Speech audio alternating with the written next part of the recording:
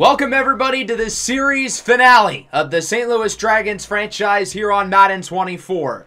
Today we're going to simulate as far as we need to get through everybody's careers until they retire. We're going to see how many championships this team can win, how many Hall of Famers we can get. Hopefully some of these guys will become all-time greats. This has been a really fun series, and I'm excited to cap it off in hopefully a fun way as we transition into a new era here on the channel.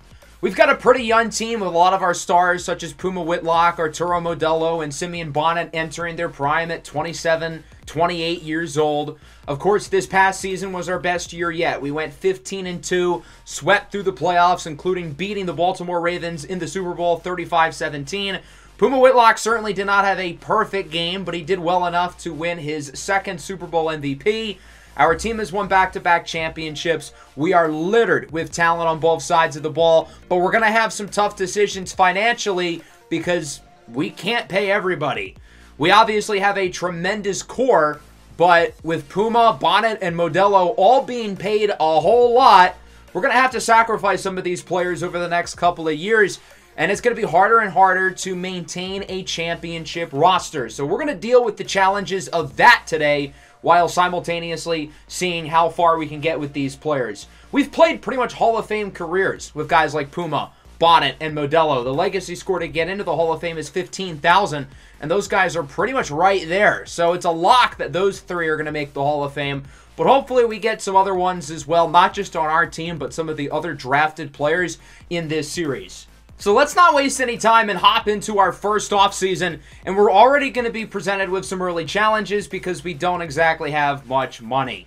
We have negative cap space at the moment, and well, that's a problem because we have multiple important players on both sides of the ball who we have to re-sign. Now, luckily, we do have some very restructurable deals, and we're going to continue to push the can down the road as far as possible, as long as possible, because this team still has enough talent to go for a Super Bowl with this core. So because of that, I want to keep as much of the core together as possible, and we're going to restructure a lot of deals while still focusing on trying to get younger and focus on the future to help this team win as many championships as possible in the future. Let's look at retirements first here for the 2029 season. Quite a few notable players: TJ Watt, Terry McLaurin, Christian McCaffrey, Jalen Ramsey was at the top of his game until the very end, George Kittle, Jonathan Allen, Dak Prescott, Quentin Nelson, Wyatt Teller, and others all call it a career here in the very first stage of the offseason. So let's restructure some deals and let's keep this core together. Cam Lucifer's the most important guy here. He just won the Defensive Player of the Year, not a player who we're willing to let go by any means. He needs to stick around for the long haul. So we're going to restructure some deals. Puma Whitlock's going to be making $86 million in a couple of years. That's where we're at. Simeon Bonnet's going to make $60 next year, and that's the last year of his deal. It'll also be the last year of Modelo's deal, so we're not going to be able to restructure those any further, which means next year might be a little bit ugly, but let's worry about that later. We'll start with Cam Lucifer, 5 years for a lot of money. And he says yes, around $130 million total. I think it's worth it. He was the best defensive player in the NFL last year. And now we're out of money. And we still have a lot of key guys here. So that means pretty much everybody else is gone. And that includes Jeff Okudah. Along with the two special teamers, Okudah is the only original Dragon left on the roster. He's been here all 7 seasons as a starter and a really consistent player for us in the secondary. Guy doesn't miss games. He doesn't have the ball production that Cam Lucifer does, but throughout the duration of this whole series, he was a little bit more consistent overall. Jalen Bourgeois will be gone after 4 years. We certainly had our moments with Bourgeois. A lot of missed tackles, a lot of dropped interceptions. He still has none for his career, but he really improved, especially as a run defender, and we're going to miss him. Cortez Navarro was only here for 1 year, but he had a pretty good year, won a championship. He's ultimately gone, but I think our secondary is going to be fine. S.A. Fortis is going to slide into a starting role. DeMar Knight is a guy who I'm confident in. Tim Winters, Sean Karn, Darren Hamilton, Kyson Wilkerson. I think we'll be fine, which is why I'm okay with letting a lot of these guys, including Jeff Okudah, go. We're losing a number of defensive linemen. Malachi Weston, who's been here the last couple of years, we revitalized his career. He went from a bust to a really good rotation player. Nnamdi Sanaga has also been a good rotation guy. Didn't really play much this year. I think if he's a starter, he's going to explode. I think he's superbly talented and just needs a chance. Then again, Howell Coleman's been here for the last season and a half. He's given us some good flashes. Not an overall super consistent player, though. And then Sir Modric Hillingham is gone after 1 year as well. Of course, his play rec and awareness is certainly not good. But again, I think we'll be fine on the defensive line. Zion Creed's going to have a bigger role. Warwick Eldred's going to be a full-time starter. Srijan Bazar, we drafted him in day 3 a couple years ago. I think he's ready to go.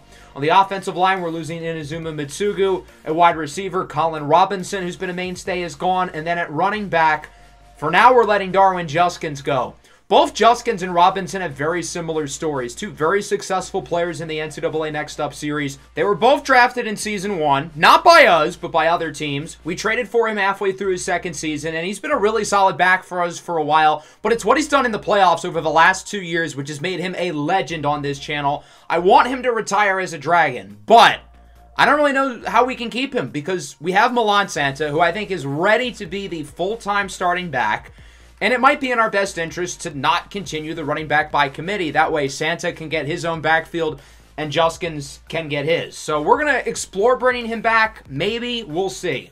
Colin Robinson has been pretty solid for us over the last few years. We picked him off basically from the scrap heap in free agency, and he's been a good player. But again, I think we'll be fine at receiver. And then the two special teamers I'm going to look to bring back, but I think they'll both be quite a bit cheaper down the line. So everybody here will be hitting free agency. I'm going to try to bring back the special teamers. I'm going to maybe try to bring back Juskins, but everybody else will be gone. Apparently, we had $15 million appear out of thin air in terms of cap space. Patrick Mahomes is available. We're not going to go offer him, but that's kind of interesting.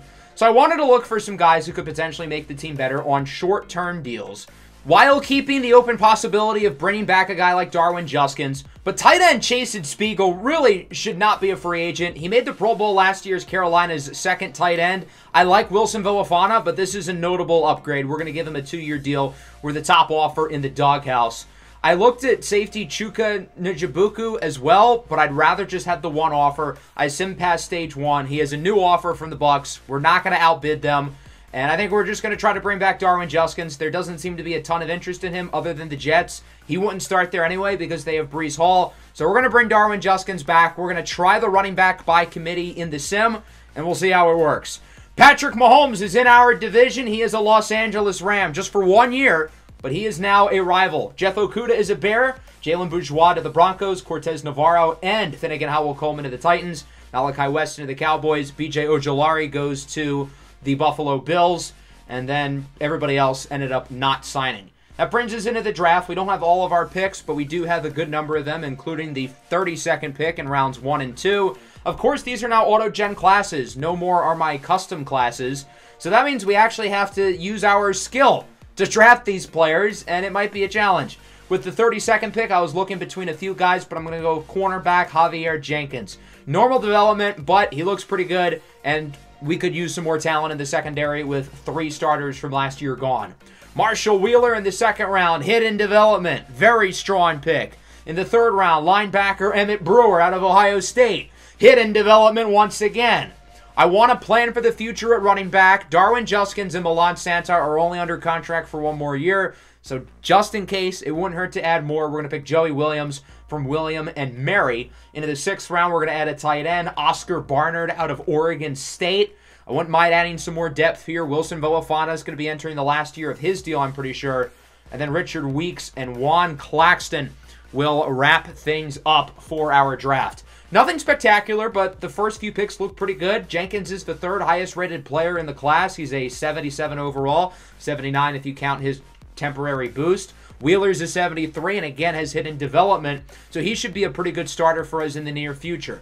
The lineup looks a little bit different, specifically defensively. We did bring some guys back. Colin Robinson returns out of preseason free agency. Presley Harvin and Cameron Dicker are both back as well. And we're going to see some younger guys take on bigger roles. Zion Creed, Srijan Bazar, and others. This is what the schedule looks like. We kick off against Seattle. We play all of our division opponents pretty early, including the new-look Los Angeles Rams featuring Patrick Mahomes. This is where some of our other guys ended up signing who either didn't sign or I just didn't show. I also want to point out that as of now, we are 69. Nice. 47-3, while being 9-3 in the playoffs, including 7-0 over the last 2 years. We'll see how much that changes later. We're off to a good start. We scored 7 points in our first game. Then later we would get shut out by Seattle in Week 8. But other than our matchups against Seattle, we're 5-1. We currently have the same record as the Seahawks, and they have swept us, which isn't ideal. As of now, Puma Whitlock's having a pretty good year, only 1 interception. The running back by committee so far has been a disaster. Both of them have struggled. D'Aubrey Thomas is our leading receiver. It's more of spreading the ball around rather than just throw it to Arturo Modelo. The offensive line's been really bad, and the pass rush has been questionable too. Srijan Bazar with 6 sacks, which is really cool, but everybody else I feel like is kind of underperformed. I will say the league is very deep. There aren't a lot of great teams. As it stands now, again, we're currently a wild card in a very competitive NFC West with all 4 teams in the race. Over our next 3 games, we dropped 2 of them, pushing us to 6-5. We are now 3rd place in the division with the Niners going on a nice little win streak, and we're currently in 7th place. Certainly a far cry from where we've been over the last couple of years. 1 seed a season ago, 2 seed the year before that. So we've got to get some wins together as we beat the Bills, Puma, and Lucifer win Players of the Week. Good start. We beat Detroit. That's not going to push us anywhere. We're still in 7th. Then we've got the Raiders. We're going to win that game too, but we're not making any traction in the division because Seattle and San Francisco keep winning. That brings us into Week 16 against Green Bay. We win that game as well, but we're still in 3rd. The Seahawks and the Niners won't stop winning. Week 17, we beat Dallas. We do pass Seattle, but unfortunately that would be short-lived. We would end up losing to the Rams in Week 18, dropping us back to 3rd place in the division. But thankfully, we would still end up making the playoffs. We've got the Eagles at the link in the first round as we officially finish with a record of 11-6. Certainly not as good as last year, but still pretty good season. We made the playoffs. Puma Whitlock only threw 1 interception this year, which is ridiculous, in over 400 passes. The run game was not great. Milan Santa did lead the NFL in rushing touchdowns, though. I will say that. Our top 3 receivers all played pretty well. I can't say the same about the offensive line, particularly the tackle duo. They were disastrous. Defensively, 27th in yards allowed, but we were 6th in terms of points allowed. Srijan Barsar leads the way in sacks with 11. We didn't have any major award winners. We did have a number of players in the running. Maybe not necessarily the players you would expect. But that sets us up with a first-round matchup against the 3-seeded Eagles, who are pretty much the same team that they were when we played against them last year. We're going to super sim, and if it's close, we're going to hop in. Slow start. Down 10-0 after the first. But after that, we would steamroll, outscoring them 31-0 over the final 3 quarters to win this game 31-10. Our 8th consecutive playoff win over the last 3 seasons. Puma Whitlock played really well. The run game was solid. D'Aubrey Thomas leads the way receiving-wise, and Simeon Bonnet had a nice day with 2 sacks. We do have a new injury, unfortunately. Wilson Villafana, the tight end, is hurt, as that sets us up with a likely second-round matchup with the Carolina Panthers. Is this round 3? Round 4? I don't know. I've lost count. We've played against them in a lot of big playoff games in this series with mixed results. We've beaten them in the NFC Championship before. They've beaten us in the NFC Championship before. Most recently, Season 6. We beat them in this building in the Conference Championship before winning our first Super Bowl. Pretty close game here. Our offense is kind of laying an egg, and the defense is slowing down. Need a big drive here out of the offense, and we don't get it. We're down by 12. Time's winding down. They had a field goal, but then we get a quick touchdown from Amarion Cephas. We might be back in it. Can the defense hold them? They will not. There will be no three-peat. The Dragons lose in the divisional round to the Carolina Panthers, 22-14, and our season is over. Puma Whitlock throws just his 2nd interception of the year. Big game out of Matthias Abanda. Arturo Modelo, meanwhile, 2 catches for 24 yards. That's not going to cut it. We do get a new extension, though. We'll see what happens the rest of the way here in the playoffs, as ultimately it'll be a Panthers-Jaguars Super Bowl. 2 teams who have lost the Super Bowl in this series but have never won one. In the Pro Bowl, Puma Whitlock makes it, of course. Sharif Sully is there. It might be his first time. I'm not entirely sure. Mason Rosenberg gets in, and that's about it. We don't have anybody on defense other than Darren Hamilton, but we did get Demore Diggins, the former Dragon, as ultimately the Panthers finally get over the hump. Bryce Young throws 4 touchdowns, and they beat Jacksonville in the Super Bowl. I figured Carolina was due for one in this series, and they do finally win one with Bryce Young taking home the Super Bowl MVP. It is worth noting that both Puma and Modelo have passed the threshold to make the Hall of Fame, so they could retire now and make it to Canton. But obviously, they've still got a long ways to go in their careers. As we take a look at another list of retirements, a lot of very notable names here. Fred Warner was in here, Myles Garrett, amongst plenty of others. Going into the offseason, we're in trouble. We have negative $40 million in cap space and a whole lot of guys to pay. And we can't really pay any of them. We can restructure a couple deals, but like Puma, Sully, Modelo, most of these guys are on one-year deals. We can restructure Puma, but we're still going to have negative cap space. So there's really not much of a point. So that means both of the running backs are gone. Darwin Juskins has regressed a lot. He went down from an 85 to an 81. We already kind of talked about him. So I'll focus on Milan Santa now, who I really don't want to let go. I think he is ready to break out into a star. This means Richard Rushing is probably going to be the starter next year. I am a little bit concerned. I think he's got an intriguing skill set. I would feel a whole lot more comfortable with Milan Santa, who I think is, again, entering stardom as soon as next year. We have to let go of 3 starters on the offensive line, most notably former first-rounder Samandre Mack, who's been the starter at right guard over the last 5 years. Darren Hamilton made the Pro Bowl for us this year, led the team in interceptions. He's gone. And then linebacker, Penultimo Barahona is gone after 4 years, and Owen Popo is as well. One of the mainstays on our defense. We traded for him basically as a throw-in in a small deal in Season 1. Becomes a starter in Year 2. And we haven't really let go since. He's only made 1 Pro Bowl, but he's been tremendous for us, the green dot holder and the captain of our defense over the last few years. Penultimo Barahona has given us some good memories over the last 4 years, especially the NFC Championship in his second year, where he had like 3 sacks. I think we'll be okay at linebacker. Deku Etienne and Jabril Fofana take on bigger roles, while Ryan Nada is now the defensive captain going forward. We're again going to try to bring back our special teams guys later, but it's going to be hard when you have negative $40 million. Joe Burrow and Josh Allen are here. Either one of them had the chance to do the funniest thing ever and join Seattle and San Francisco. That would be the quarterback division from hell. I hope it does not happen because we already have Mahomes. Then we've got Milan Santa, who is a lot of interest. Owen Popo is a lot of interest. And we just have to sit and watch. There's nothing we can do about it, which kills me. Joe Burrow is a Viking. I don't really see the reason for that. I feel like Simone Rashid's been pretty good. Josh Allen, meanwhile, ends up in Washington. Milan Santa goes to the Jaguars, who just lost the Super Bowl. I will say I think that's a really good landing spot for him, a contender in the other conference. Owen Popo goes to the Steelers. Again, really good landing spot. The Steelers have a rich history at linebacker. I think he'll be just fine there. So I'm happy for those two that they got their bags and they're going to places where I can be excited about them. Darren Hamilton is a Patriot, Penultimo Barahona is a Bill, and Diego Formaz is a Bronco. A number of players were left on side, including Samandre Mack. I don't know why nobody wants him. He's cheap and he's good. It kills me that we can't pay him. I will say, though, we still don't have any major glaring holes going into the draft other than maybe running back.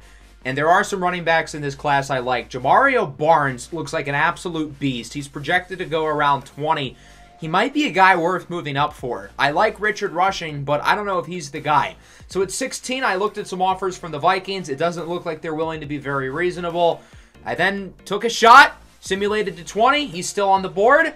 I feel like the Broncos should be worrying about quarterback more than running back. These offers are still outrageous, but I actually don't think it's going to be too bad. And ultimately, it looks like we should be able to make a deal here. I'm trying to sniff a late round pick out of him, and it's going to happen. We're trading our first and third in order to move up to pick 20 to select, hopefully, the running back of the future in Jamario Barnes. I was really hoping it would be the Milan Santa show for a while, but he's gone. He's in Jacksonville. When life gives you lemons, you got to make lemonade.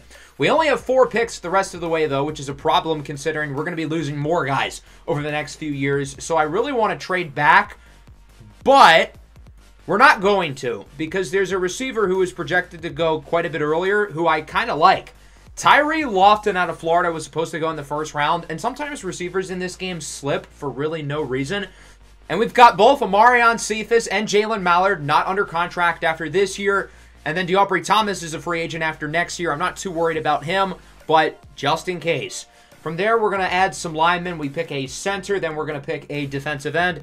And then with our final pick, we're going to select another offensive tackle in Marion Turner. Ultimately, our depth picks don't look too hot, but our first 2 selections both look pretty solid.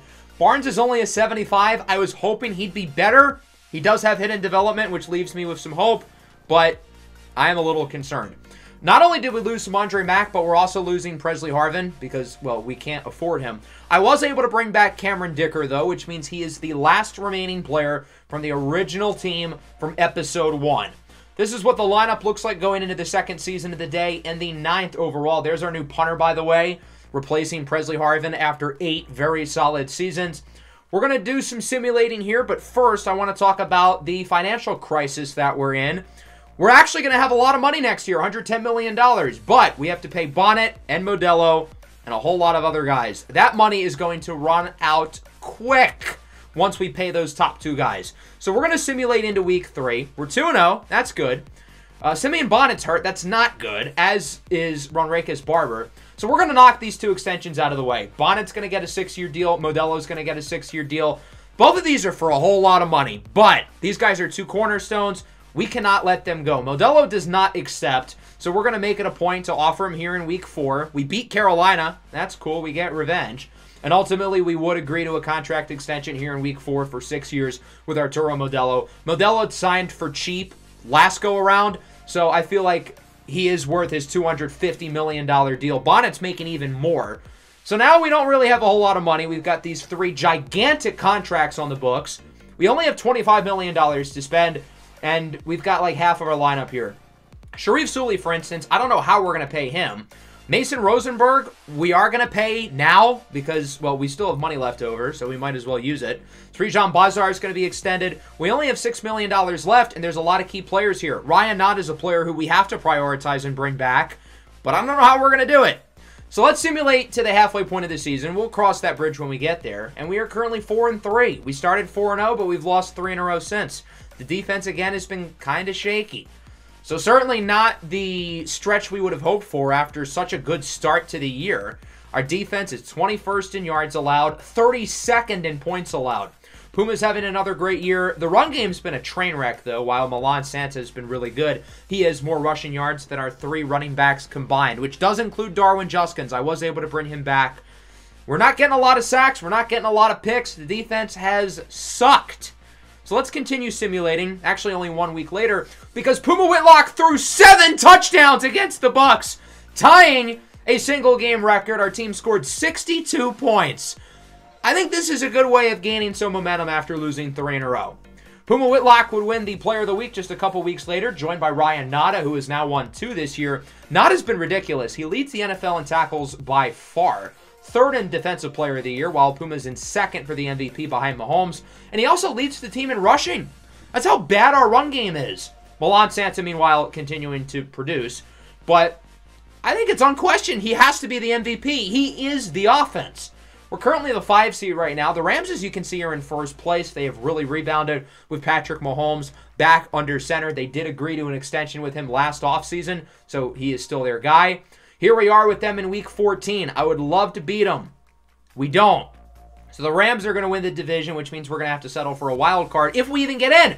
We just lost to San Francisco. We've dropped to the 6th seed. We've got 3 weeks to go. We've got to pick it up. Huge game against the Giants. They're 8-6, and we lose. So there's another team ahead of us, and we are not currently in the playoffs with 2 weeks to go. The Giants are also not in there as well, which I feel like is a bad sign.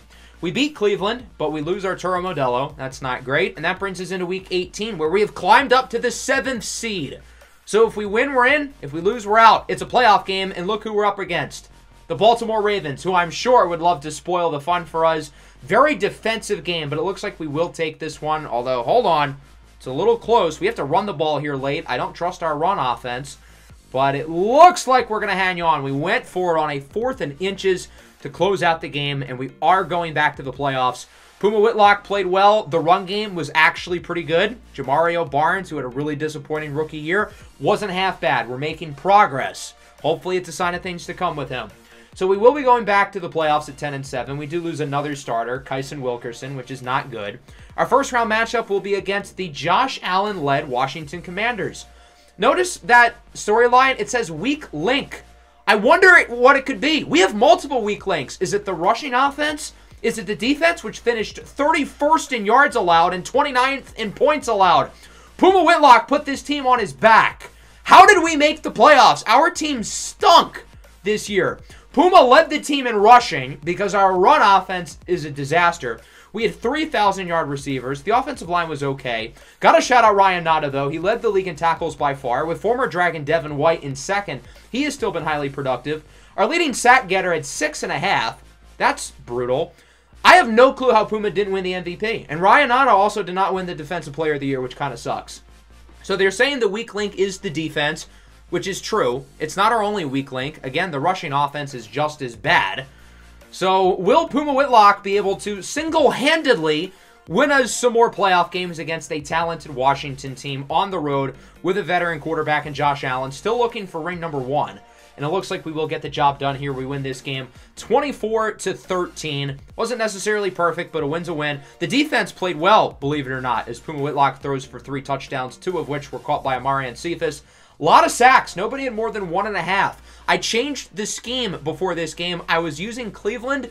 I switched it, I believe, to Green Bay's, and clearly that was a good decision. So we're going to the second round. I really hope we play the Rams, and we will. The Rams went 15-2. They had the MVP in Patrick Mahomes.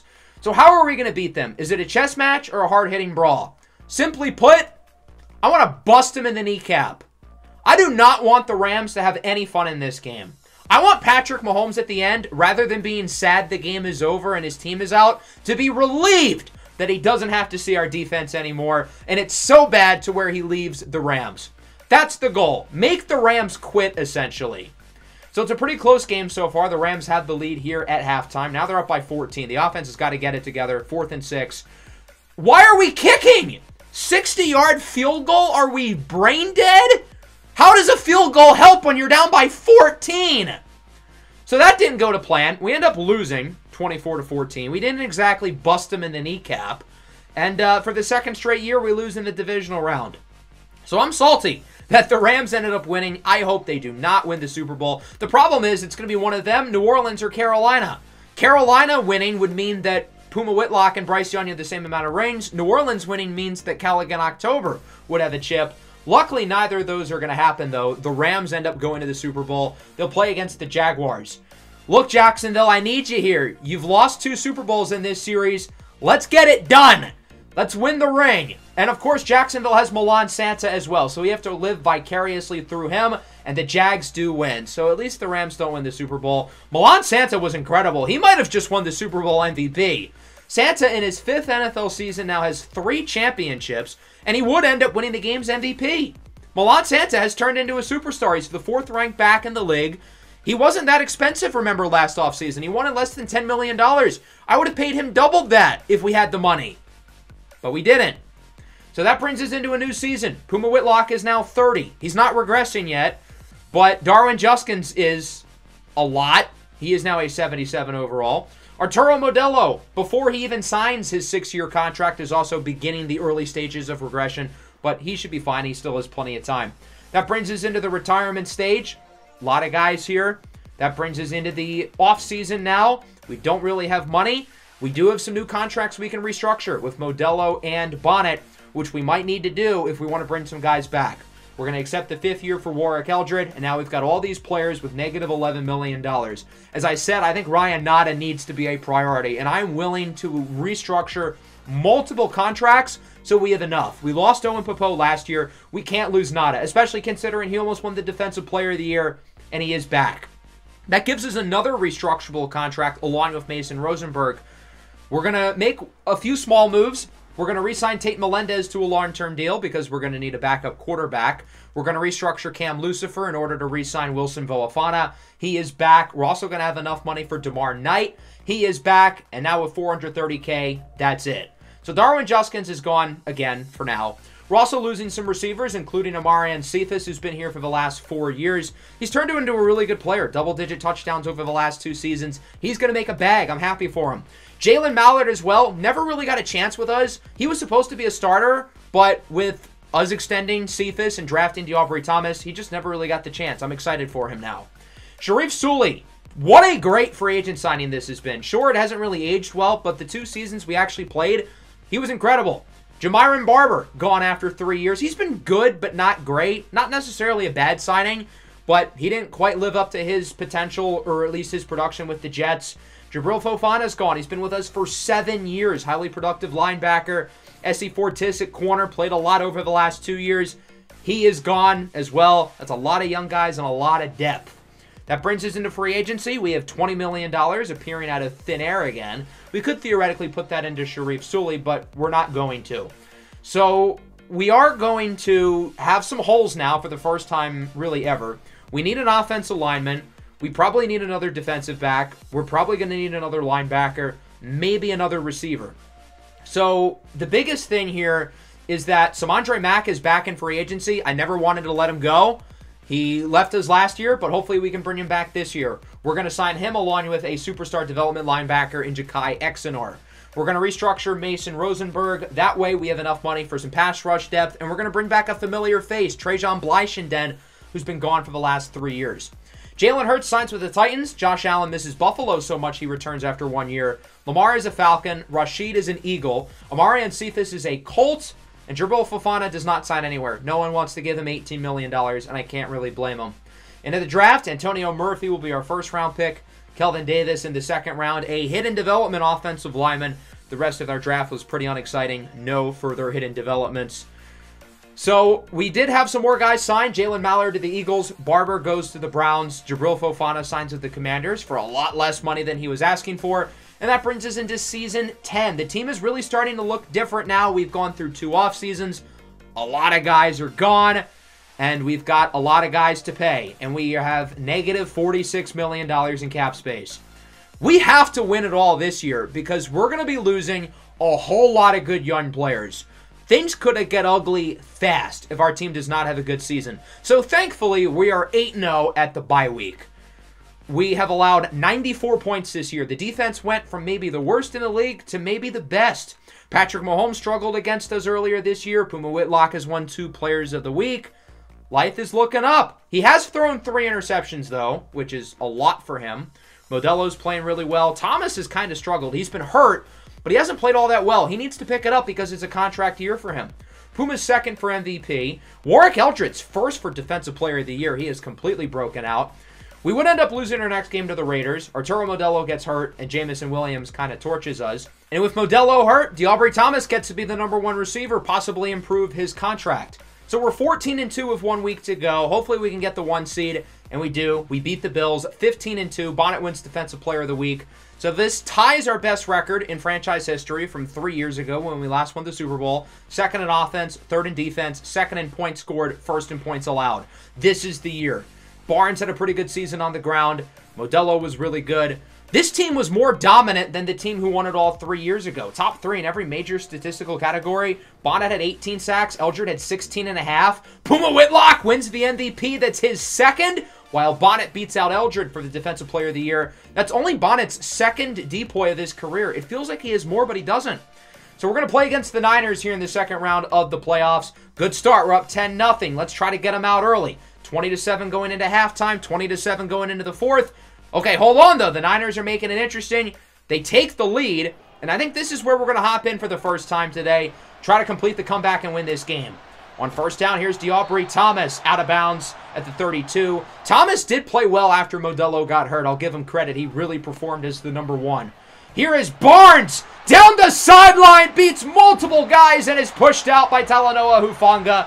Huge run for Jamario Barnes, continuing to try to cement himself as the franchise running back. We're just looking at chew clock, get in field goal range, and Barnes fumbles the ball!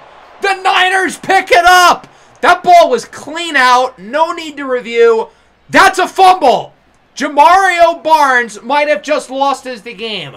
We were just trying to run the clock out and kick a field goal, but Barnes fumbles it at the worst possible time. And now the Niners can chew clock and potentially finish it off. On first down, here's Dexter Sanders. Gets a first down. Good start. We're going to let him score. We missed the tackle on purpose. I think the highest chance for us to win this game is to get the ball back, touchdown, 2-point conversion, into overtime. It's a little bit risky letting the Niners get all these points, but I think it might be our only shot. I want to put the ball back in Puma's hands, but we need 8 points. Can he complete the comeback? On first down, Puma's under pressure. He's sacked by Bosa. Not a good start. Bosa's already infuriated by some of the real-life events today. 3rd and 11. On the run, has an open man downfield. It's Modelo, who is out of bounds at the 46. There's only 22 seconds left. We got to move along. Following play. On the run, Puma floats it up. Tyree Lofton comes down with it. Tiptoes in the end zone for a touchdown. The lead is within 2, but now we've got to get the conversion and push this game into overtime. Puma's calling an audible. Is it a run or is it a pass? He's going to hand the ball off to Barnes, and he does not get it! The Niners with the stop! And San Francisco can win it with a recovery on the onside kick. Jamario Barnes fumbled the game away, and he does not get the 2-point conversion. The kick is recovered by San Francisco. And this might be the end of what could have been a dynasty. With all the guys we have to pay this offseason, we felt like we had to win it this year. Top 3 in every team statistical category, and we still lose in the divisional round. If Jamario Barnes does not fumble, or if he gets the 2-point conversion, there's a good chance we win this game, and there's a good chance we win the Super Bowl. This changes everything for this team's future, and now we have almost half of our starting lineup not under contract, with no money to pay them. So our team is in a lot of trouble. Buckle up. It's going to get ugly, but at least Coach Pickens got his extension, I guess. Jags-Niners in the Super Bowl. The Jags made it for a 3rd year in a row. I guess we're going to have to live vicariously through Milan Santa once again. Here's a look at our Pro Bowl roster. A lot of familiar names. Ultimately, in the Super Bowl, the Niners finally get over the hump with Brock Purdy. Milan Santa was okay. This ended up being Purdy's last game with the Niners. They replaced him after this, which is kind of interesting because this is, well, when they finally win the Super Bowl. Here's a look at our retirements here in this next stage of the offseason, and look who's here. Darwin Juskins. We've made it far along enough to where players drafted in this series are retiring. What a career for Darwin Juskins. We already kind of went over his stats, so I'm not going to do it again to save time. But shout out Darwin, one of my favorite players from this series. Wasn't necessarily a superstar, but he was kind of the role player who, when you needed them to step up, they knew how to step up. Excellent in the playoffs during our 2 championship runs. So obviously we don't have a lot of money. It's gone from -40 to -60. The one saving grace would be restructuring Puma Whitlock's $94 million salary. The problem is the game won't let us, which means, folks, it is officially Jover. Everybody here is gone. There's no reason to restructure the other deals on our team because we're still going to be in the negatives money-wise. So it's like, why bother? So we're letting go of a lot of players here. Amir Strauss, Richard Rushing, who never was able to become the starting back, unfortunately. Had a pretty good season this year. At receiver, D'Aubrey Thomas, who's blossomed into a superstar. This is not the type of player who should be hitting the open market. But again, given where our team is, we don't have the choice. Delvin Scarimer, Nolan Meadows, our starting offensive tackles this year. They're gone. Zion Creed on the defensive line, former first-round pick, who's really turned into a good player over the last few years. He's gone. Deku Etienne, who's started over the last 2 seasons. He's gone. Ronrakis Barber, who's been here for the last 8 years, starting corner over the last 5. He's gone at 30 years old, still with superstar development, still as an 84 overall. The entire secondary is different with the exception of Cam Lucifer at this point. Kyson Wilkerson's developing into a good player. Guess what? He's gone. We have no money to pay these guys. They're all hitting the open market. They're all joining new teams. We're not even going to be able to bring back Cameron Dicker, which means for the first time, everybody from our original expansion team will be gone. Let's see what happens in free agency as we have to sit and watch on the sidelines. Micah Parsons is a Bill. D'Aubrey Thomas is a Falcon. That's a good landing spot for him. He'll be catching passes from Jalen Hurts. Zion Creed goes to the Browns. Ronrakis Barber ends up with the Saints. Jamiron Barber back with the Browns. He'll reunite with Creed, while Deku Etienne will not sign anywhere because no one wants to pay him $20 million. So going into the draft, we have a lot of holes. We need receiver, we need offensive tackle, we need safety, we need defensive tackle. We need like 4 starters, basically. So we're going to start with Avion McAllister in the first round of defensive tackle. He is hidden dev. Max Bean in the second round, a safety. Focusing on the defense first, he only has normal. Jermichael Thorpe here in the third round, a wide receiver out of Western Michigan, hidden development.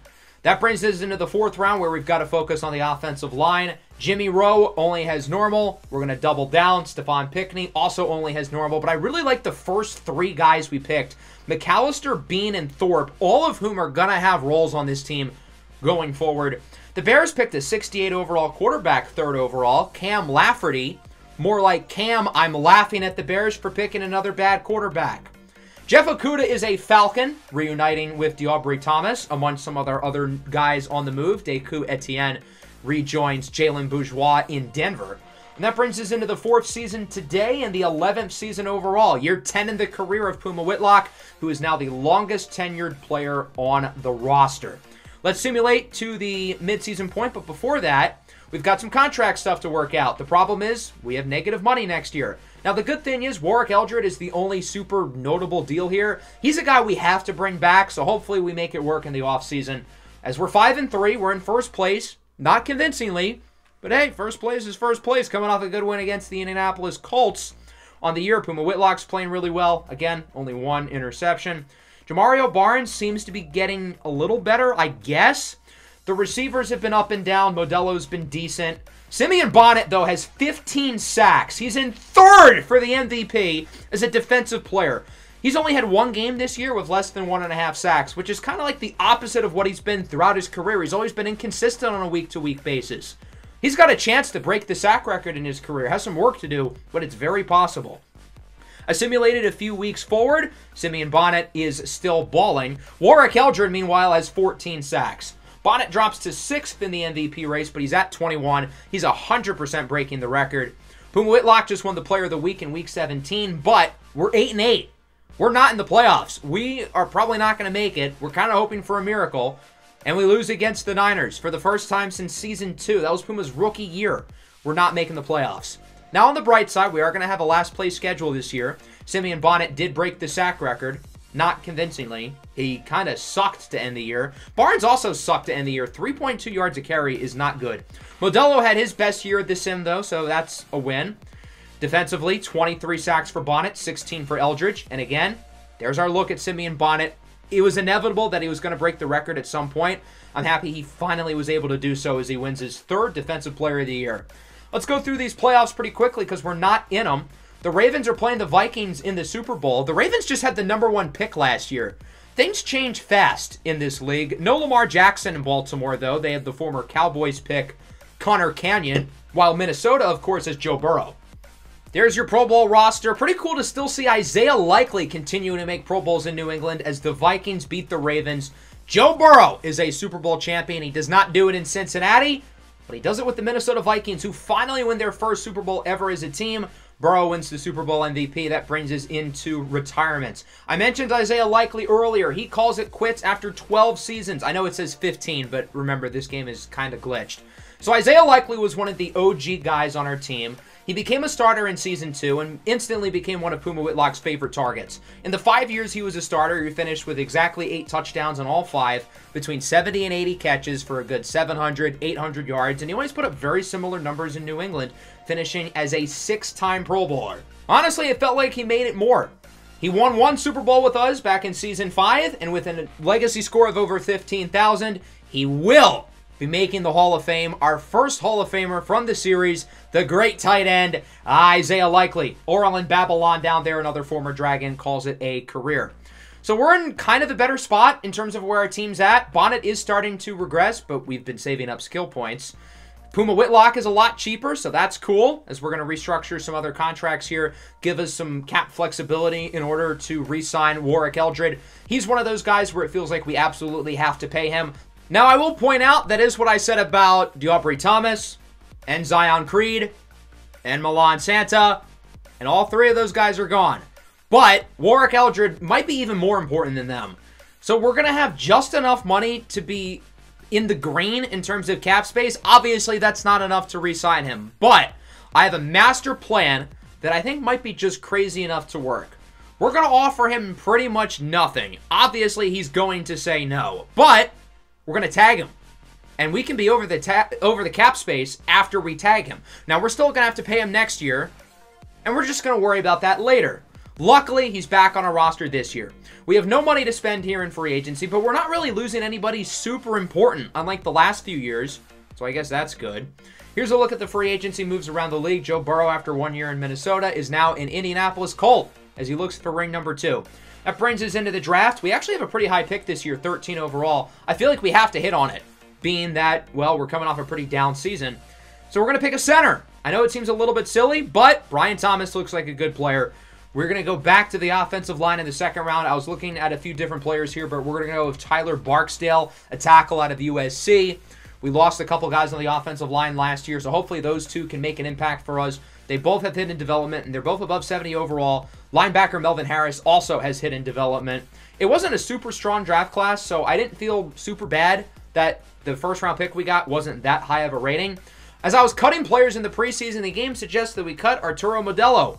I don't think I'm going to do that.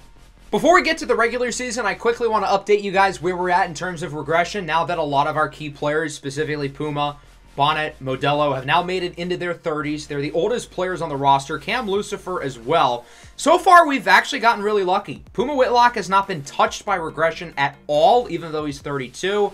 Bonnet and Modelo have been hit very marginally. Lucifer as well. It's going to come at some point, but so far, I think we've gotten quite lucky. We have to pay Lucifer and Warwick Eldred this offseason, along with others. We should have enough money to bring back a number of guys, though, so hopefully we are able to, as this is what the lineup is going to look like for 2034.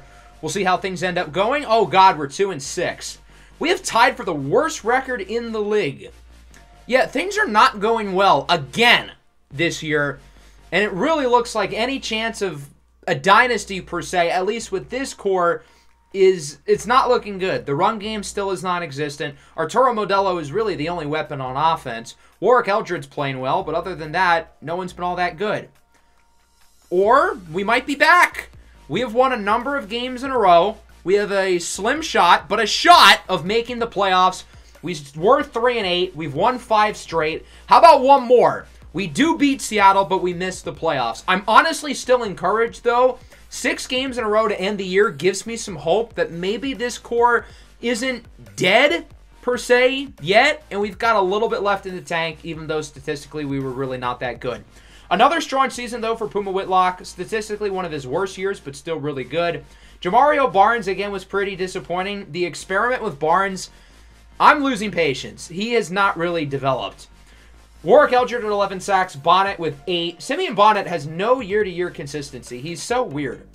Puma third for the MVP. He does win the NFC Offensive Player of the Year as we take a look at the playoff bracket. Hopefully none of our rivals make the Super Bowl, and sure enough, the Los Angeles Rams are going up against the Steelers. No Jacksonville for the first time today. They made it 3 years in a row. They finally missed out. They didn't even make the playoffs. As we take a look at the Pro Bowl, I don't even think Puma Whitlock made it this year, even though he was top 3 for MVP. First missed Pro Bowl for him in like a while. We did get some young guys, including Bean, the safety. I drafted him. Pat on the back for me. So with that, we're going to simulate the Super Bowl between the Rams and the Steelers, and unfortunately, the Rams would end up winning. We have not won a championship today, but you know who has? Multiple teams in the division, the Niners and the Rams. Mahomes gets ring number 4. He continues to push himself away from the crowd, including Puma Whitlock. He wins another Super Bowl MVP. That is his 4th.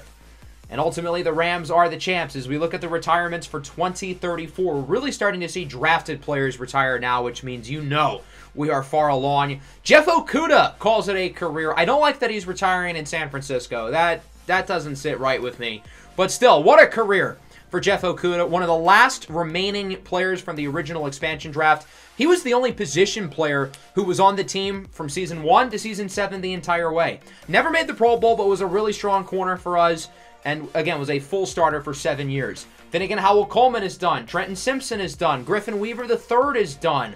I do want to take a look at Griffin Weaver's career because he really turned into a good player with the Tampa Bay Buccaneers. He had some solid seasons with us, but he was at his best after he left us, after the first 4 years with Tampa Bay. 1,000 yards that first year. He had like 200 in the game against us. And he had some of his best seasons down the stretch with 2 late Pro Bowl appearances, both of which were in his 30s. Shout out to Griffin Weaver, really turned into a good player in that first draft class, which of course featured guys like Bonnet and Modelo. We have no money this year. That's a problem. We have to pay both Cam Lucifer and Warwick Eldred. How are we going to do this? With Puma Whitlock now taking a huge piece of regression. He hasn't gotten hit yet, and then this year, it's like a monsoon attacked him.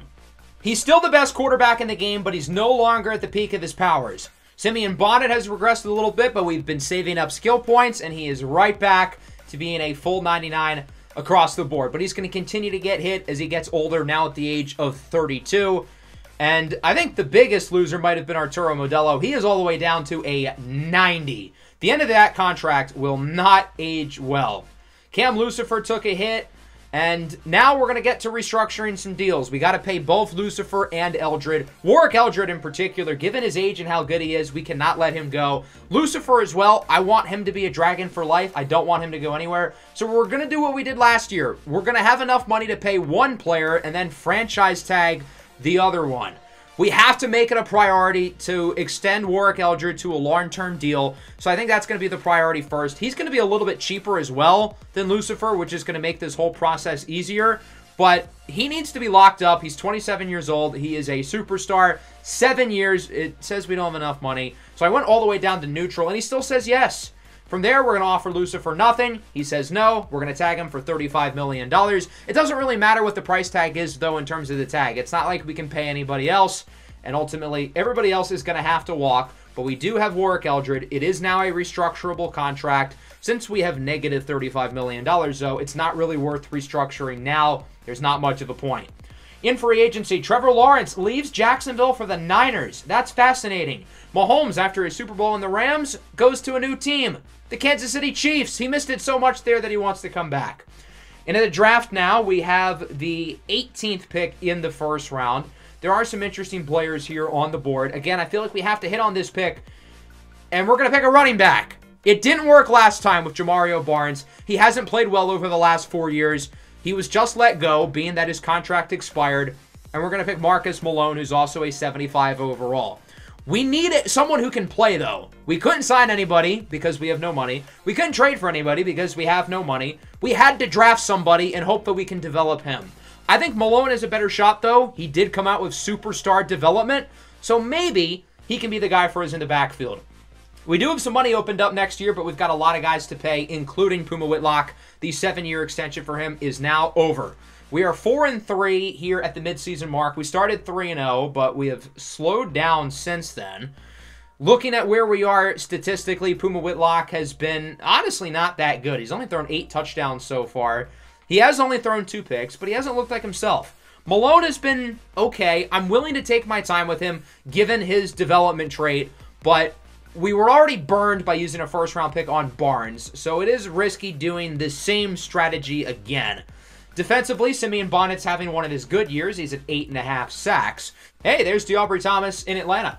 So we're going to simulate closer to the end of the year. I don't have enough money to pay Puma Whitlock now. We have to wait until the offseason. And we've been playing pretty well. We've won 6 of our last 8. We are now 10-5. We're still not winning the division, but at the bare minimum, it looks like we should be back in the playoffs this year. But the rest of the year will be without the rookie running back, Marcus Malone. Huge game against San Francisco. We lose. Not ideal. One more week to go against Dallas, and we lose again. Thankfully, we're still in the playoffs, though, and we get our chance at a rematch with San Francisco. This is the first time in the last 3 years that we've made the playoffs. We have not recovered since that horrible choke in the divisional round against San Francisco the year we went 15-2. Strong year for Puma Whitlock. Not a super strong year for the rookie running back. The receivers played well defensively. 21 sacks for Simeon Bonnet as Puma finishes 3rd for the MVP. Interestingly with Bonnet, you know how he broke the sack record 2 years ago? Well, Darpeece Emma-Joy for the Niners broke it last year. Speaking of the Niners, they beat us again. We scored 0. So we didn't exactly get revenge from our horrible playoff loss against these guys 3 years ago. This is revenge for all the times we have beat up on the Niners throughout this series. We dominated them for 98 episodes, so they wanted to make it a point to kill us here in the last one, as the Super Bowl is the Jaguars and the Eagles. The Jags have now made it 4 out of 5 seasons today. They didn't even need Trevor Lawrence this time. Another Super Bowl appearance for Milan Santa. He's now played in 5. But ultimately, they do fall to the Philadelphia Eagles 17-7. Simone Rashid wins a championship. Milan Santa played pretty well, but I guess the Joe Burrow to the Vikings thing worked out well for everybody. Burrow wins a ring in Minnesota. Rashid wins a ring in Philadelphia. That brings us into the offseason now. Puma did not get hit too hard by regression. That's good. But that means his price tag is going to be big. Remember, we have to pay him. Retirements. Jamison Williams is done after 14 seasons A really, really good career from JMO. He finishes with a legacy score of just under 10,000. Statistically, he had some incredible seasons with the Raiders. Obviously, he was great with us as a starter for a few seasons. We then traded him away to Las Vegas. He had some great years, multiple seasons with them with over 1,500 yards. He got to be the #1 in this offense, and he really excelled. Super happy for him. One-time Super Bowl champ. He won our first ring with us, and then we traded him away the following offseason. Semisoni Saluni, one of our draft picks from Season 2, calls it a career. Saluni was with us for 4 years, another guy who was with us for ring #1. He then was with the Bucs for a while, had some solid seasons before retiring in Indianapolis. Patrick Mahomes is done in Kansas City. Jamar Chase is done in Cincinnati. And that's about it. Lamar Jackson as well is done, by the way, as that's going to send us into the offseason. Puma Whitlock at 34 is now one of the oldest quarterbacks in the game. We've got a lot of guys to pay, including him, and we don't exactly have a lot of money. So I think what we're going to do is we're going to restructure some deals. We're going to sign Cam Lucifer to an extension before Puma Whitlock. And what we're going to do with Puma is we're going to offer him nothing and franchise tag him. So Puma Whitlock will officially be back for next season. So that brings us into the offseason of 2035. Again, we are sitting out of free agency. Sharif Sully's here. He goes unsigned. Trevor Lawrence to the Lions. Bryce Young to the Dolphins.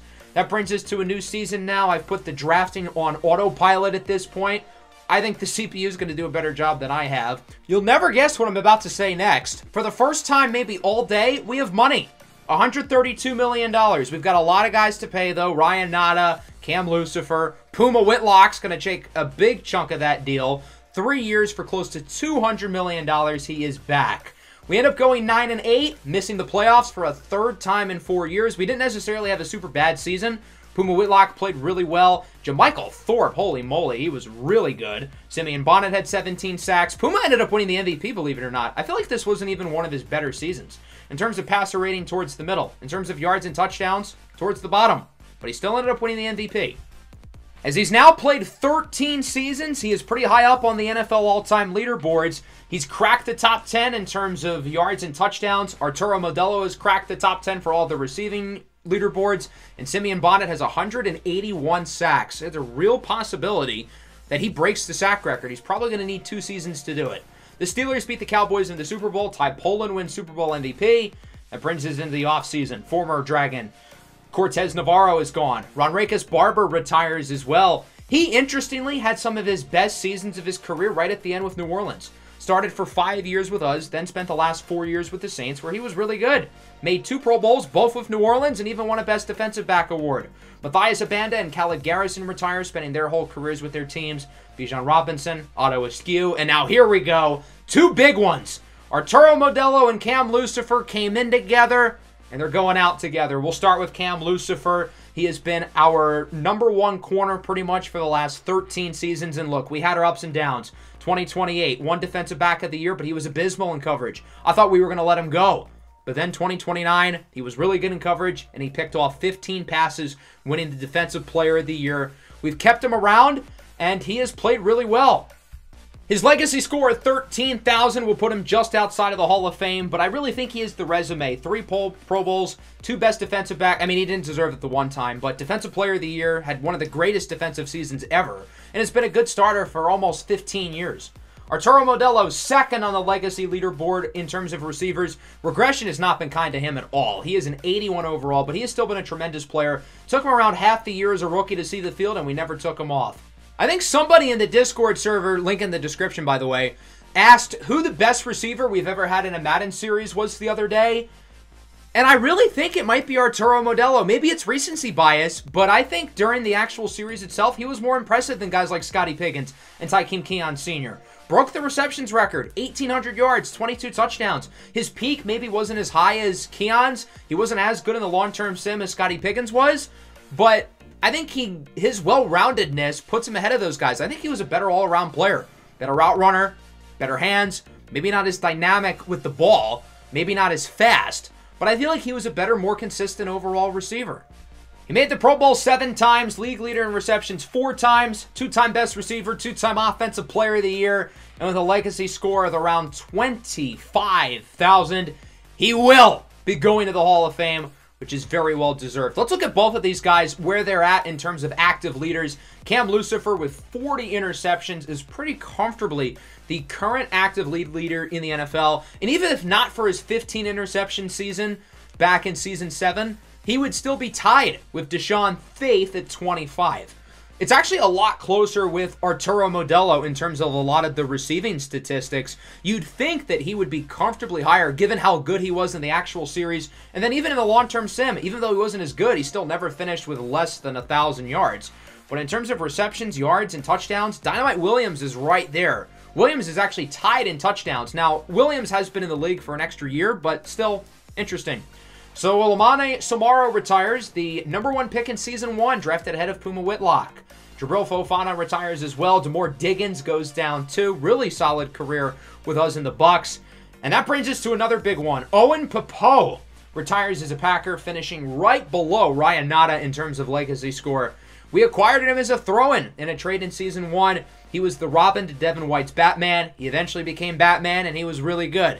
Had some strong seasons with the Steelers, multi-time Pro Bowler, not quite going into the Hall of Fame, but I do want to point out that Devin White did. I must have missed when he retired. Obviously, I would have loved to have talked about him, but Devin White is a Hall of Famer. Shout out to Devin White, shout out to Pappoe, shout out to Cam Lucifer, shout out to Arturo Modelo. All great, great players from this series who I will think of very fondly. So now we don't have to pay Cam Lucifer, and now Arturo Modelo's deal is off the books. That means we've got money to spend. Max Bean has become a superstar X Factor. We will be extending him. Wilson Voafana will sign back as well. We've still got $28 million. I don't really like the free agency class. So what we're going to do is we're going to talk some trade. I think the #1 thing is I want an established running back, and I feel like there's really only one guy who we can get. We've got to make this right. Milan Santa never should have been gone in the first place. We need to bring him home. He's 31 years old. He's beginning to regress a little bit, but he's still a really good player, and I think he's got some good years left. It doesn't look like Jacksonville's going to be very reasonable, though. So I made a different trade. I traded our first-round pick to the Texans for this corner, Jeremy Henderson, and I also got the top pick in the second round out of it. So we moved down like 16 spots, but we got a really good corner who's going to be under contract for 3 more years. From there, I go back to Santa in Jacksonville. Giving up a 2+ feels like an overpay, but I think we have to do it. Getting rid of Milan Santa was never something we wanted to do. Once he signed in Jacksonville, he's been tremendous there. He's made the Super Bowl 3 times, winning 1, taking home the Super Bowl MVP. I still like Marcus Malone long-term, but he's going to be the backup. We're going to strip his number 22 away, give it back to Milan Santa, who's hopefully the curse, I guess, as to why we didn't make it. And now that we've got him back, maybe this will be the year or something. Who knows? Even after making both of those trades, we still have some more money, and we've got a couple of holes on the roster, so we're going to sign some reinforcements, adding an offensive lineman, a pretty good receiver, a corner, and then I think another lineman. As for the rest of free agency, here are some of the notable moves around the league. A lot of linemen here. I didn't really want a really good one. As I said, I wanted a top-end running back, and I wanted some help in the secondary. The CPU drafted us 2 75 overall hidden dev pass catchers. That brings us here into a new season. And I honestly really like this roster. There's really not many holes on this team. For the first time in a while, I feel pretty good about our team's chances. And we end up as the #1 seed. 13-4. I saw something in this team going into the year, and clearly I was right. Puma Whitlock had a great year. Apparently, Deontay Harris is the backup. Milan Santa played well. The top receiver, Thorpe, had 11 touchdowns. Warwick Eldred had 15 sacks. Puma finishes second for the MVP again. For every time Puma's finished top 3 in MVP but hasn't won it, it's been a lot. He is the king of being close to the MVP. As we've got New Orleans here in the second round. Puma versus Callaghan. We get the win. Puma wins Offensive Player of the Week. And for the first time today, we're in the NFC Championship. And we beat the Giants. We're going to the Super Bowl.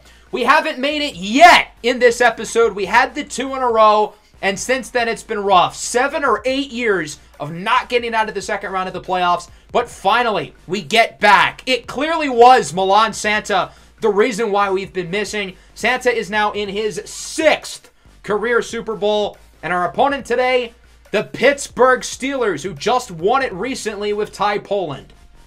It has been so challenging to get back to the Super Bowl with this team. So because of that, who knows if we are ever going to get back here. We have to play like this is the last time we're in the Super Bowl because, well, there's a real chance it is. I didn't think we were going to get back after a while, so we've got to set the tone. We're off to a good start, up 7-0. Now 10-7. Steelers take the lead, though, but we get it back. 17-14 going into the third. No score change, but we score a touchdown late. We take the lead. Defense has to hold here, and they don't. It's a 3-point game.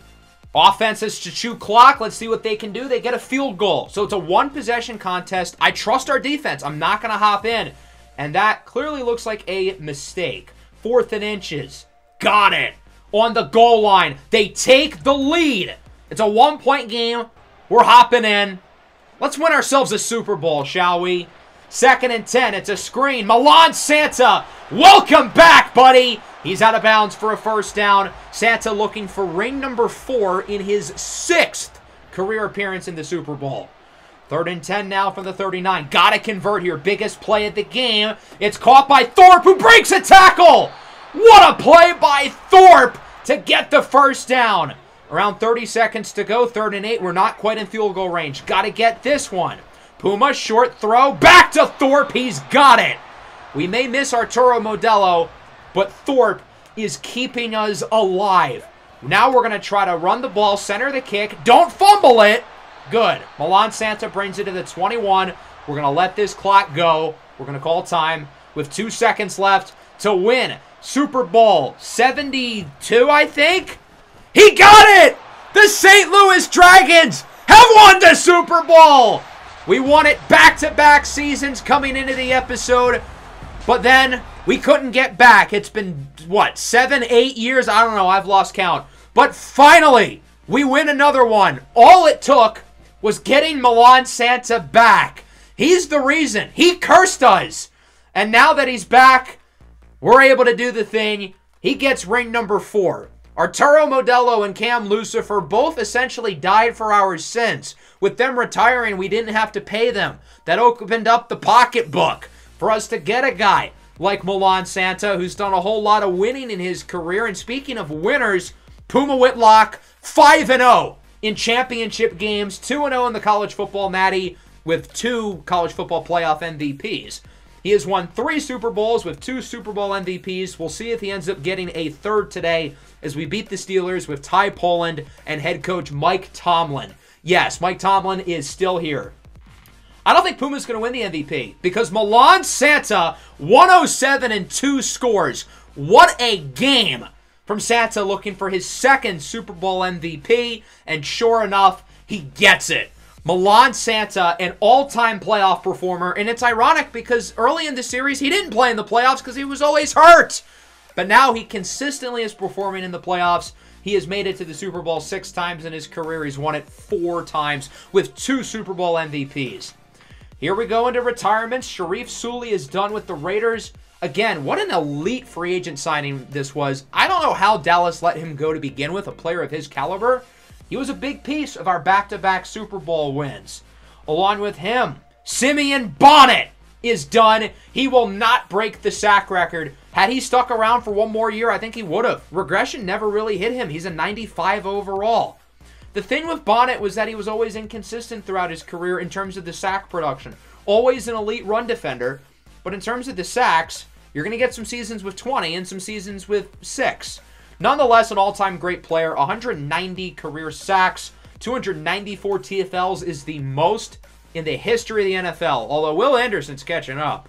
What a career for Simeon Bonnet, one of the most dominant defensive players we have ever seen on this channel, absolutely deserving of going into the Hall of Fame.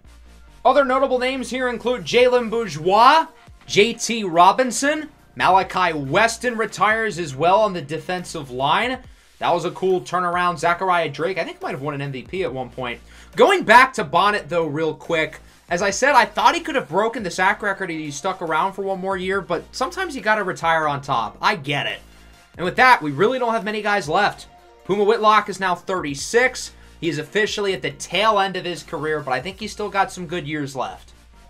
Since we were actually able to win the Super Bowl, we're going to really move a lot faster here as we get towards the end of the video and getting through a lot of seasons quickly. We made a number of extensions because we actually have money. Warwick Elger, by the way, is the only true 99 overall player And Jake Moody, Trevor Lawrence, and Bryce Young are amongst the only real players left. We added a few guys in free agency to fill out the roster. We signed veteran pass rusher KL Soze to replace Simeon Bonnet on the edge. We ended up with like 3 hidden development rookies, including a quarterback at the back end of the second round. And we ended up going 10-7, making the playoffs. Not as impressive as last year, but when you consider that we started like 0-5, it becomes quite impressive. We won 8 games in a row after our rough start, and then we're a little bit more up and down towards the end of the year. Our offensive line struggled. Our defensive line did not struggle. Big year for Warwick Eldred. Another top 3 MVP finish for Puma Whitlock as we simulate through the first round. We beat Minnesota. How about the Eagles? And no, we end up losing on the road. No back-to-back championships for us as the Eagles will play the Jets in the Super Bowl. Here's a look at the Pro Bowl roster again. Despite finishing in the top 3 for MVP, Puma is not on the list, interestingly, as the Jets win with Charlie Davenport, former second rounder of the Ravens a number of years back, has gotten a chance to play with the Jets, and he's been really good. Into the list of retirements, a lot of notable names here. I saw Stanley Cubbage there. Bryce Young retires as a Dolphin. Ryan Nada is done after 11 seasons with us. What an interesting career from Nada. We drafted him as a safety. He moves over to linebacker where he really excelled, again as the Robin to Owen Popo's Batman. He eventually became the guy, and he was really good. 2031 best linebacker, multi-time Pro Bowler, active leader in interceptions, second place for Defensive Player of the Year. Look who's still on the active list of interceptions, though. It's former Dragon Darnell Savage, who is still 26 years old. He hasn't aged. That seems like the infinite money glitch. So Ryan Nada calls it a career. Former top pick Erebus Dorlum is done. Trevor Lawrence is done. Pretty much all the real players are gone, but Darnell Savage is still around. There's Penultimo Barahona, another former Dragon who ultimately retires. Puma Whitlock took another big hit in regression. He is all the way down to an 87. He has 65,001 passing yards and 499 touchdowns, so he will hit the 500 threshold next year. I wanted to make one big trade, though, in the offseason. We're giving up 2 ones plus. But the fact that Darnell Savage is literally immortal makes him kind of a cheat code. This is going to be our Ryan Nada replacement. We're going to have our middle linebacker for the rest of the video. It's worth it giving up all these assets for a guy who does not age. Savage was on our team for the first 3 years of the series, and since then he's been with the Titans for, what, the last 15 years at this point? He's still 26, though, so we're going to add him. We still have some extra money, though, in free agency.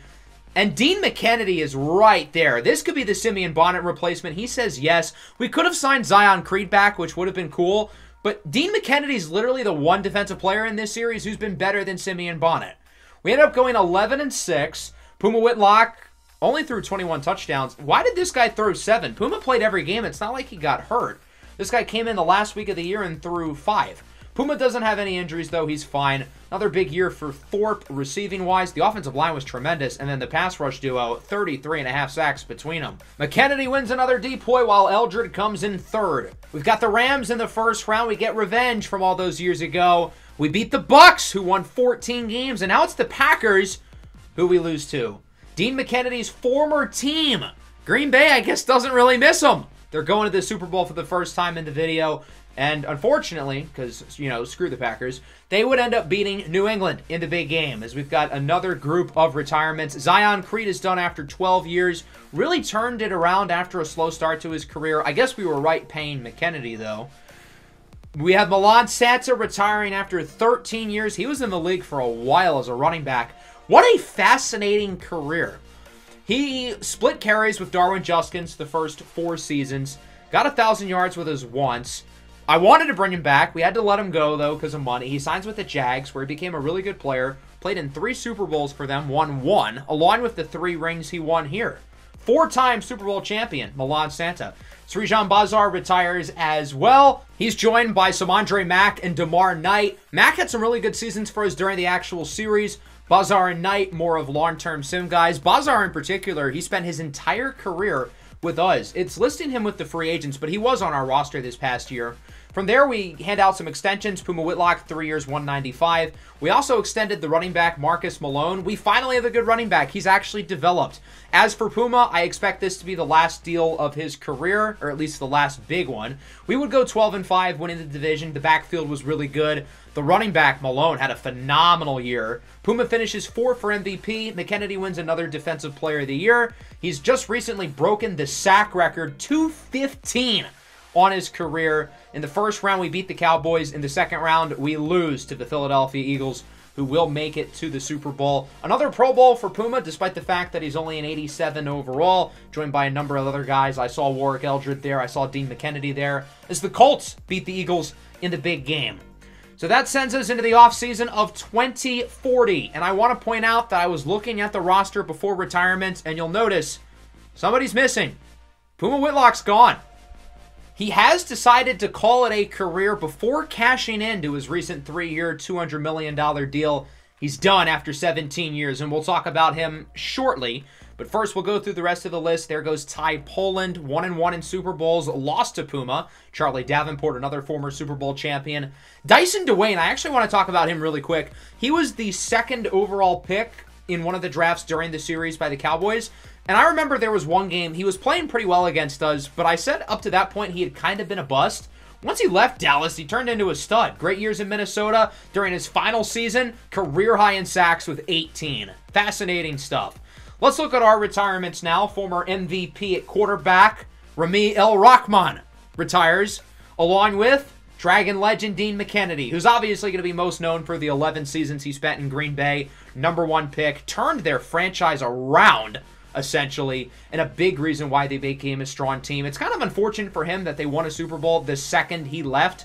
215.5 sacks, the all-time sack record. Never won a championship, though, but again, his former team did the second he was out the door. And now we get to the big one. Get your tissues, kids. Let's reflect over the next couple of minutes on QB1, Puma Whitlock. And Puma's an interesting guy. There are a lot of players on this channel who have the honor of saying that they were the face of a series. Puma Whitlock was the face of 2.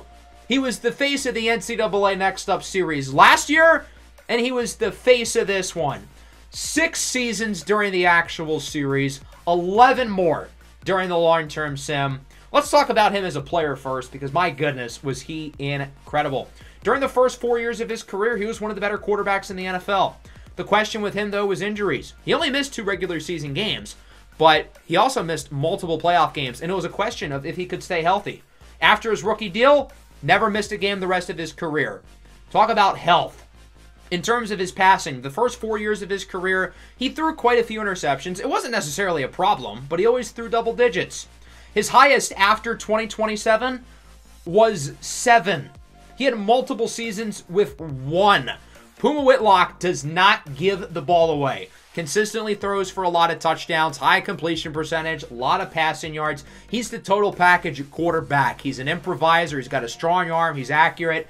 12-time Pro Bowler, Offensive Rookie of the Year, 4-time Best Quarterback, 2-time Offensive Player of the Year, 3-time MVP, and of course, a 3-time champ. He went 3-0 in the Super Bowl, never lost, with 2 Super Bowl MVPs. He finishes with 72,659 yards, 546 touchdowns, and 95 interceptions. By far the best touchdown to interception ratio for a quarterback ever. Passing yards, 4th all-time. Passing touchdowns, he also finished 4th all-time. Interceptions, definitely not top 4, as he threw under 100. There was one record that he stands alone in: sacks. He took 100 more sacks than any other quarterback ever. It's honestly a miracle that he only missed 2 regular season games and 3 playoff games, especially given how frail he was. We're going to have a lot of Hall of Fame quarterbacks in this series, but none of them will have a higher legacy score than Puma Whitlock, other than Patrick Mahomes. But nonetheless, what an incredible career for Puma Whitlock. This might be a bold claim, but given that he was the face of 2 series, he was incredible here, and that he's just done so much for this channel.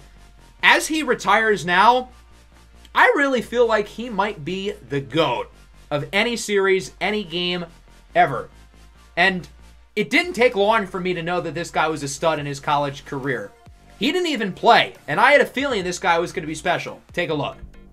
And I really like their quarterback. Sophomore Puma Whitlock is a dynamic player, and I honestly think he could be a slight upgrade to Margot Burnley.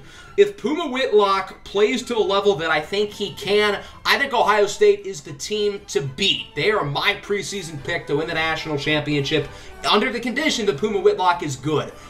Spoiler alert, younger Octi, he was pretty good. And that Ohio State team did win the national championship. As a sophomore, he won the college football playoff MVP with 4 touchdowns in the national championship against our good friend Romeo Coloci and the Oklahoma Sooners.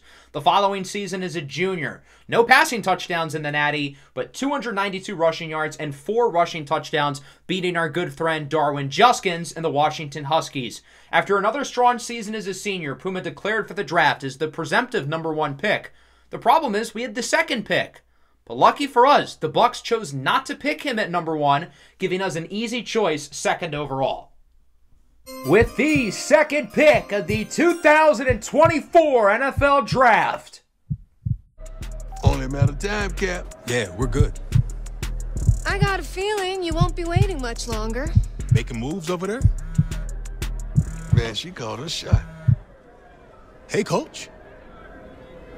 The St. Louis Dragons select Puma Whitlock, quarterback out of the Ohio State University. It's been quite the 17-year journey with Puma Whitlock. We've seen the goods. The Dragons are going to use their first timeout. 3rd and 8 now from the 28. Puma looks to throw it. He has time. He sends it for the end zone. It is caught for a touchdown. Griffin Weaver III, the rookie out of TCU, with his first NFL reception. And it goes for a score. We've also seen the bad. On the 25, here's Puma Whitlock under pressure on 1st down, and he is picked off again. Xavier Proctor. He will bring it inside the... What a career it's been for Puma Whitlock. What a story it's been. The whole reason why we had the NCAA Next Up series was so we could follow these players' careers from college into the NFL. And we've seen the last 20 years of Puma Whitlock's football career. And again, as I said, I feel like he is this channel's GOAT. And because of that, I wanted to do something special. I've had the same logo on the channel for 4+ years. It's the quarterback of the Lions series in Madden 20, Tez Lawson. And it kind of made sense. The Lions are my team. Blue is my color. So I had no reason to change it. But I think now's the right time, and I think we've found the right guy to change it to. This isn't the final thing, but... this is a rough draft that I've made of our channel's future logo, headed by Puma Whitlock. And sure, it's sad that his career is over, but I don't think we've seen the last of Puma Whitlock. Even though his playing days are now behind him, I think the Puma Whitlock lore around here is just getting started. You'll be seeing plenty of Puma Whitlock in the near future. Let's go forward now. This isn't the Puma video, it's the Dragons video. We've still got other guys to focus on. Wilson Voafana, his longtime tight end, calls it a career in free agency. And we've still got a couple more guys on the roster whose careers we need to finish out. Mason Rosenberg, Warwick Eldred, and then guys on other teams like DeAubrey Thomas. So we're going to simulate one season at a time now. The Steelers won the Super Bowl, and the Dragons have quickly found their replacement for Puma Whitlock. Dean Newberry had a phenomenal season, while Jamichael Thorpe won the Offensive Player of the Year at wide receiver. Here's a look at our list of retirements this year, including DeAubrey Thomas with the Atlanta Falcons. He was a guy who I always assumed would retire as a St. Louis Dragon, but again, he was a free agent in the year that we had no money, which was multiple years. So he has spent the last 9 years of his career with Atlanta. He's been a really, really good player. Maybe never a top-of-the-line, top-echelon receiver, but he's always been great. 3-time Pro Bowler, Offensive Rookie of the Year. Mason Rosenberg at center also retires. Here's a look at the rest of the players here. Let's talk about Rosenberg real quick. He was a 2nd-round pick pretty late into the series, and he had an unbelievable career. In 13 seasons with us, he made 11 Pro Bowls. He's been the best offensive lineman of the series and got robbed of the Hall of Fame. The Giants win the Super Bowl in 2042. There are no notable retirements here. There's really only one guy we're waiting for. That's Warwick Eldred. Mike Tomlin retires, though, at the age of 70, so that's notable. That brings us into 2043. The Giants win the Super Bowl again, back-to-back years. Warwick Eldred still kicking, had another good season. Will he retire now? There's Darpeace Emajoy, who recently passed Dean McKennedy in terms of sacks all time. But no Warwick Eldred. 2044, the Colts beat the Eagles. I think they've played each other in the Super Bowl before. And this is finally where Warwick Eldred... Nope, I'm just kidding. Jermichael Thorpe becomes a Hall of Famer, though. He retires along with Bean, the safety. That brings us into 2045. The Falcons beat the Bengals. And there he is. Warwick Eldred Jr. retires 4 years later than everybody after 17 seasons. What a career for Eldred. Our first-round pick in the final season of the series. He makes 14 Pro Bowls, multiple-time Defensive Player of the Year, 208 sacks, his third all-time, 300 TFLs, passes Simeon Bonnet for the most tackles for loss ever. And with that, everybody's gone. We've made it to the end.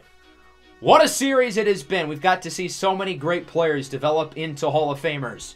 Puma Whitlock, second highest legacy score. Warwick Eldred, 5th. Simeon Bonnet, 9th. Arturo Modelo, 17th. Along with plenty of others. The series is... Oh, hey, there's Darnell Savage. Series has been a complete blast. And it was certainly a leap of faith 99 episodes ago for me to pick an expansion team, because this is not something that's in Madden. And over the past couple of years, expansion's been something that I have highly considered, but I haven't pulled the trigger.